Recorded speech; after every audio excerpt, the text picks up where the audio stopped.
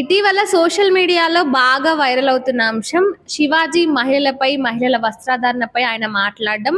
ఆ వివాదం వెనుక ఒకరొకరు ఇటు సెలబ్రిటీలను చూసుకున్నట్లయితే ఒకరి వెనుక ఒకరు ఆ వివాదాన్ని గురించి బయటకు వచ్చి మాట్లాడుతూనే ఉన్నారు. ఇక ఈ అంశాన్ని కొంతమంది అంగీకరిస్తుంటే ఇంకొంతమంది మాత్రం నిరాకరిస్తున్నారు. ఆయన ఈ విధంగా మాట్లాడేది లేకుండా అంటూ కొంతమంది అంటారు, ఇంకొంతమంది ఏమో ఆయన మాట్లాడింది కరెక్టే అని మాట్లాడుతున్నారు. ఇక ఈ మాటలపై ఇటు నా అన్వేషణ కూడా చాలా రెచ్చిపోయి మరి ఈ వివాదానికి ఆయన కాంట్రవర్సీకి దారి తీసింది. ఇక ఈ అంశానికి సంబంధించి ప్రస్తుతం మనతో మాట్లాడడానికి బీజేపీ సికింద్రాబాద్ డిస్ట్రిక్ట్ ఇన్ఛార్జ్ నందనం దివాకర్ గారు ఉన్నారు. ఆయనతో మాట్లాడే ప్రయత్నం చేద్దాం. నమస్తే సార్. నమస్కారం అండి. సార్, ఇప్పుడు మనం చూసినట్లయితే ఈ మహిళల గురించి, మహిళల వస్త్రధారణపై శివాజీ ఏదైతే వ్యాఖ్యలు చేశారో ఆయన చేయడం కాకుండా దాన్ని తప్పు అయిందని కూడా ఒప్పేసుకున్నారు. ఇప్పుడు సోషల్ మీడియాలో బాగా వైరల్ అవుతున్న అంశం మహిళల గురించి శివాజీ మాటలు మాట్లాడారని. ఇక ఆ మాటలకు సంబంధించి ఆయన మహిళా కమిషన్ వరకు వెళ్ళి కూడా క్షమాపణలు చెప్పారు, ఈ విధంగా నేను మాట్లాడేది లేకుండా.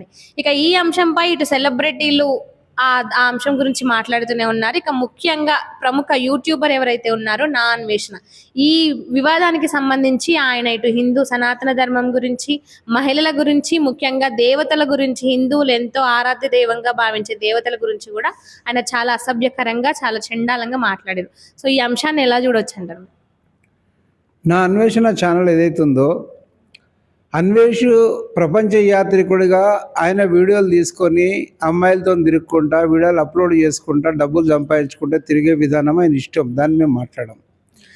ఎప్పుడైతే నా ధర్మాన్ని విమర్శించిండో, నా సీతమ్మని విమర్శించిండో, నా గరికపాటి నరసింహరావు లాంటి ఆ గొప్ప పండితులను విమర్శించిండో అది చాలా తప్పు.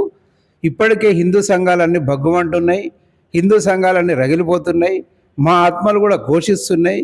ఈ యూట్యూబర్లకు ఏం పని లేదా? ఈ పిచ్చి పిచ్చిగా నా ధర్మం మీదనే ఎందుకు పడతారు? నా ధర్మాన్నే ఎందుకు కించపరుస్తారు? నా దేవతల్ని ఎందుకు కించపరుస్తారు అన్న అంశాల మీద హిందుత్వం మొత్తం రగిలిపోతూ ఉన్నది. ఏ ఒక్కడికి చేత కాదు. బైబిల్లో ఏదైతే ఉన్న విషయాలను తీసి చెప్పడానికి ఏ ఒక్కడికి చేత కాదు. ఆ మహమ్మదీయులకు సంబంధించి మాట్లాడడానికి ఎవ్వడికి చేత కాదు. ఏ విషయం వచ్చినా సీతమ్మని తీసుకోవడం, రాముల వారిని తీసుకోవడం, ధర్మాన్ని తీసుకోవడం, ఇట్లా దేశాన్ని విమర్శించడం, ఇదే యూట్యూబర్లకు చాలా అదైపోతుంది. అందుకనే దేశంలో పెద్ద ఎత్తున ఒక ఉద్యమం వస్తూ ఉన్నది. యూట్యూబర్లు అందరూ ఇప్పుడు ఏదైతే నా అన్వేషణకు సంబంధించి ఎవరైతుందో వాడి మీద చాలా వరకు కూడా మరి జనాలందరూ కూడా, భారతదేశ ప్రజలేంది, హిందువులేంది, అందరూ కూడా చాలా కోపంతోనే ఉన్నారు. అందరూ కూడా అన్స్క్రైబ్ కావాలని చెప్పేసి ఒక ఉద్యమం నడుస్తూ ఉన్నది. ఇది ఒకటి. ఇంకోటి ఏంటంటే విశ్వ హిందూ పరిషత్ తరఫున వాడిని అరెస్ట్ చేయాలన్న డిమాండ్ కూడా ఉంది. కేసులు కూడా పెడతా ఉన్నారు. కనుక నా అన్వేషణ యూట్యూబర్ ఎవడైతే ఉన్నాడో వాడికి భారతదేశంలో వచ్చే అర్హత కూడా లేదు, అడుగుపెట్టే అర్హత కూడా లేదు. వాడు భారతదేశంలో అడుగు పెడితే హిందుత్వం అన్నది ఊరుకోదు, చాలా ఇబ్బందులు పడతాడు. వాడు చాలా రెచ్చిపోతూ ఉన్నాడు. మరి ఓవైపు క్షమాపణ చెప్పుకుంటా కూడా వాడు క్షమాపణ కూడా ఏడా చెప్తా ఉన్నాడు. అది కూడా నేను వీడియో చూసిన. ఒక గణపతి టెంపుల్లో వాడు నిలబడి మాట్లాడుకుంటా, నేనైతే మీకు క్షమాపణ చెప్తున్నా, నేను శాండ్విచ్ మసాజ్ చేసుకుంటా, ఈ రాత్రి అంతా ఎంజాయ్ చేస్తా, నిద్రపోతాను, అది కూడా గణపతి టెంపుల్లో ఉన్నాడు వాడు చెప్తా ఉన్నాడు. వాడు ఆ క్షమాపణ చెప్పడానికి కూడా నా హిందుత్వానికి సంబంధించి గణపతి టెంపులే కనపడ్డది అక్కడ వాడికి. అంటే వాడు ధర్మానికి వ్యతిరేకంగా ఎట్లా పనిచేస్తూ ఉన్నాడు, హిందుత్వానికి వ్యతిరేకంగా ఏ రకమైన పనిచేస్తూ ఉన్నాడు మేమందరం చూస్తూ ఉన్నాం. భారతదేశంలో ఉన్న హిందువులే కాదు, ప్రపంచంలో ఉన్న హిందువులందరూ కూడా గమనిస్తూ ఉన్నారు. నా అన్వేషణ వాడు ఎన్ని క్షమాపణలు చెప్పినా కూడా వాడిని క్షమించేంత అది లేదు. గరికపాటి లాంటి మహాపండితులను వీడు విమర్శించే వీడు అమ్మాయిలతో తిరుక్కుంటా, వీడియోలు పెట్టుకుంటా డబ్బులు చేయించే నా కొడుకు వీడు గరికపాటి లాంటి పండితులను విమర్శించే స్థాయి వాడికి ఉందా? అందుకనే చెప్తా ఉన్నా, యూట్యూబర్ చూసే వాళ్ళందరూ కూడా, హిందుత్వ ప్రేమికులందరూ, హిందూ బంధువులందరూ కూడా ఇట్లాంటి ఎవ్వడు కూడా వీడియో చేసి పెట్టినా కూడా వాని వీడియోని అన్స్క్రైబ్ చేయాలి. అసలు వానికి ఎలాంటి వీడియోలను మనం పెట్టాలంటే భారతదేశంలో వాడు తిరిగి ముఖం చూపెట్టకుండా, తిరిగి ఇంకో వీడియో చేయకుండా వానికి ఆ స్థితిని కలిగించాలని చెప్పేసి ఎలాంటి సోషల్ మీడియాలో అందరూ కూడా అవకాశం ఉన్న వాళ్ళందరూ కూడా వాడి మీద సోషల్ మీడియా ద్వారా దాడి కూడా చేయాలని చెప్పేసి నేను ఈ సందర్భంగా కోరుతా ఉన్నా. అంతేకాకుండా ముఖ్యంగా హిందువుల వల్లనే భారతదేశంలో రేపులు ఎక్కువ జరుగుతున్నాయి. దీనికి కారణం హిందువులే అంటూ కూడా ఆయన వీడియోలో మాట్లాడడం జరిగింది. అంటే ప్రత్యేకంగా ఇటు వేరే మతాలు ఉన్నప్పటికీ కూడా ఎప్పుడూ కూడా హిందువులనే ఎందుకు టార్గెట్ చేస్తూ ఉంటారు? అంటే హిందూ సనాతన ధర్మం గురించి కానీ, దేవతల గురించి కానీ ఇష్టం వచ్చినట్టు ఇష్టానుసారంగా ఎందుకు అదే మిగతా మతాల విషయంకి వచ్చేసరికి మాట్లాడాలంటేనే భయపడతారు. అలాంటిది హిందూ సమాజం గురించి ఎందుకు ఇంతగానో మాట్లాడడం? వాడికి అవినాష్ అంటోనికి వాడు ప్రపంచ యాత్రికుడు కానీ వాడికి ఇంత కూడా నాలెడ్జ్ లేదు. ఎందుకంటే చిన్నపిల్లలను రేప్ చేసిన కేసులలో అయితే ఏంది, పెద్దవాళ్ళని రేప్ చేసిన కేసులు అయితే ఏంది, ఎవరు ఉంటున్నారు, ఏ మతం వారు ఎక్కువ ఉంటున్నారో ఫస్ట్ వాడు చూడాలి, వాడు గమనించాలి. వాడు అంత పెద్ద యూట్యూబర్ కదా, వాడు గమనించాలి ఎవరి వల్ల రేపులు ఎక్కువ జరుగుతున్నాయి, ఎవరి వల్ల తీవ్రవాదం ఎక్కువైతుంది, ఎవరి వల్ల దేశం అణిచివేయబడుతుంది, తీవ్రవాదులు ఎక్కడున్నా కూడా ఏ మతస్థులు ఉంటున్నారు తీవ్రవాదుల్లో, రేపులు చేసే వాళ్ళల్లో ఎవరు ఎక్కువ ఉంటున్నారు అన్నది వాడు చూడాలి. ముందు వాడు మాట్లాడాలి.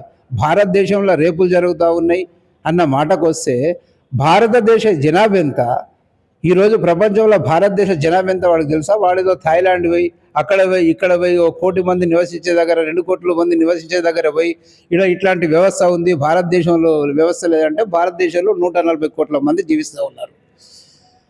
140 కోట్ల మంది ఇక్కడ జీవిస్తూ ఉన్నారు. ఇక్కడ ఎన్ని రకాలుగా ఇబ్బందులు ఉంటాయి.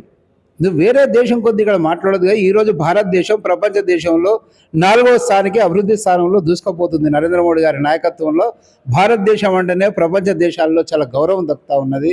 ఎంతో వేగంగా అభివృద్ధి చెందుతున్న దేశంగా భారతదేశం గుర్తించబడతా ఉన్నది. వాడు అవినాష్ ఏదో మాట్లాడుతూ ఉంటాడు రేపుల విషయానికి వస్తే, దాని విషయానికి వస్తే, కానీ ఎవరి ద్వారా జరుగుతూ ఉన్నాయి, ఎవరు ఏ రకంగా చేస్తూ ఉన్నారు, ఏ మతస్థుల ద్వారా ఈ ప్రాబ్లమ్స్ వస్తూ ఉన్నాయి అన్న విషయాన్ని కూడా ఆలోచించాలి. మరి చెప్పడానికి వస్తే ఎక్కడైనా కూడా ఏ చిన్న అమ్మాయి మీద రేపు జరిగిన 60 ఏళ్ళ ముసలోడు 70 ఏళ్ళ ముసలోడు చేసిన వాడు మొహమ్మదీయుడు అని తెలుస్తూ ఉన్నది. అదొకటి గమనించాలి అన్వేష్ కూడా అదొకటి గమనించాలి. ఈరోజు రేప్ కేసులలో ఎవరు మెజార్టీ ఉంటున్నారు, ఏ మతస్థులు ఈ రేప్ కేసులలో భాగస్వాములు అవుతూ ఉన్నారు. వారు కామానికి పెంచుకొని చిన్న అమ్మాయిలను 10 ఏళ్ళ అమ్మాయిలను 9 ఏళ్ళ అమ్మాయిలను 6 ఏళ్ళ అమ్మాయిలను చాక్లెట్లు ఇప్పించి తీసుకుపోయి రేప్ చేసిన సంఘటనలు కనిపిస్తూ ఉన్నాయి. మరి ఏ మతస్థుడు వానికి కనిపిస్తున్నాడా అన్వేష్కు? వాడు మాట్లాడే విధానం భారతదేశం వస్తే భారతీయులు అందరూ అని మాట్లాడదు తప్ప అందులో ఎవరు ఏ మతస్థున్నాడు, ఏ రకంగా జరుగుతున్నాయన్న అంశం వాడు తెలియదా? నేను చెప్తా ఉన్నా, అన్వేష్ అంటానికి చాలా దగ్గర వచ్చేసింది. వారికి జీవితకాలం ముగియనున్నది. వాడికి దగ్గర పడ్డే రోజులు. ఎవ్వడు హిందుత్వంతో పెట్టుకున్నా, హిందూ దేవతలతో పెట్టుకున్నా, హిందూ దేవతలను విమర్శించినా వారికి దగ్గరి కాలం వచ్చినట్టే. చాలా గతంలో మనం చూసినాం, హిందూ దేవతల మీద మాట్లాడిన వల్ల పరిస్థితులు చూసినాం. వీనికి కూడా జీవితం అన్న దగ్గర పడ్డది కాబట్టి వాడు అట్లా మాట్లాడుతూ ఉన్నాడని చెప్తా ఉన్నాను. ఇంత ప్రముఖ యూట్యూబర్, ఇంత పెద్ద యూట్యూబర్ అయ్యిండు కూడా గతంలో ఆయన మహాభారతానికి సంబంధించిన ఎపిసోడ్లను కూడా చేసిండు ఆయన యూట్యూబ్ ఛానల్లో. అంటే మహాభారతంలోనే ద్రౌపది క్యారెక్టర్ గురించి కానీ చాలా క్లుప్తంగా, అంటే ప్రతి ఒక్కరికి వివరంగా అర్థమవుతుంది.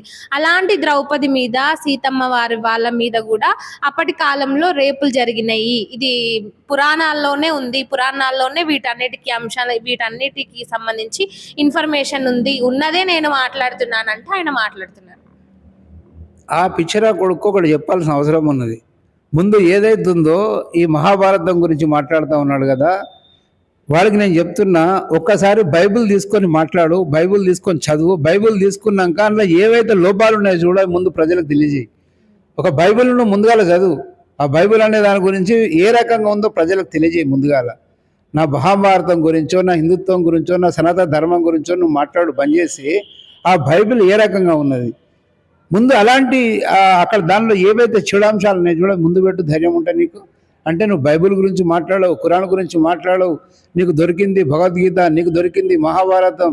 నీకు ఏది దొరికితే దాని గురించి నా సనాతన ధర్మం గురించి నీకు విమర్శించడానికి నువ్వు పుట్టినావా? నా సనాతన ధర్మం గురించి హేళన చేయడానికి నువ్వు పుట్టినావా? దాని కబడదారి నేను అన్వేషణకు చెప్తా ఉన్నా. హిందూ సంఘాలు ఊరుకోవు, హిందూ ధర్మం ఊరుకోదు. నువ్వు భారతదేశంలో అడుగుపెట్టిన తెల్లారి నేను అరెస్ట్ చేసి మొత్తం జైల్లో పెడతాం. నిన్ను విడిచిపెట్టే ప్రసక్తే లేదు. ఖబర్దార్ నీకు చెప్తా ఉన్నా. ఇప్పటికైనా అన్వేష్ బుద్ధి జ్ఞానం తెచ్చుకొని నా హిందూ దేవతలకు, హిందూ ధర్మానికి పూర్తిగా క్షమాపణ చెప్పి ఇంక ఇట్లాంటి వీడియోలు చేయడం మానుకోవాలని చెప్పేసి నేను నీకు వార్నింగ్ ఇస్తా ఉన్నా. లేని పక్షంలో నువ్వు అనుభవించే గడ్డు రోజులు ఎట్లుంటాయో కూడా మేము చూపిస్తాం. భారతదేశంలో అడుగుపెట్టిన తెల్లారిని బతికేంటో మేము చూపిస్తామని ఈ సందర్భంగా చెప్తా ఉన్నా.